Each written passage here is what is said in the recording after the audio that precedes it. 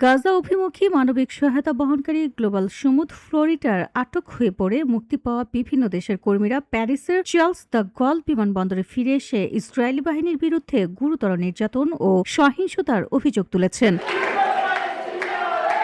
ফ্লোরিডায় অংশ নেওয়া ফরাসি কর্মী ইয়াসমিন দাবি করেন ৪৫টি দেশের ৪৩০ জনকে আটক করা হয়েছিল এবং অন্তত ৩৭ জনের হাড় ভাঙা ও ১৬টি যৌন সহিংসতার ঘটনা নথিভুক্ত হয়েছে। তিনি আরও অভিযোগ করেন কিছু আটককৃতকে অজ্ঞাত পদার্থ ইনজেকশন দেওয়া হয় এবং তাদের উপর পদ্ধতিগত নির্যাতন চালানো হয়।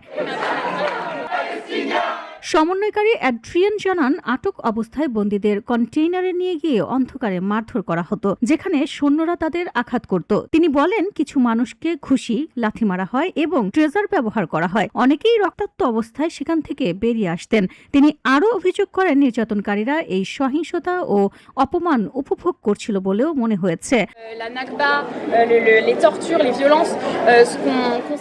এর আগে ইসরায়েল আন্তর্জাতিক জলসীমায় ফ্লোরিডার ৫০টি নৌযান আটক করে এবং ৪০টিরও বেশি দেশের অংশগ্রহণকারীদের আটক করে বলে জানা যায়। এই বহরের লক্ষ্য ছিল গাজায় মানবিক সহায়তা পৌঁছে দেওয়া, যেখানে খাদ্য ও ওষুধের তীব্র সংকট চলছে। VOD Bangla news desk.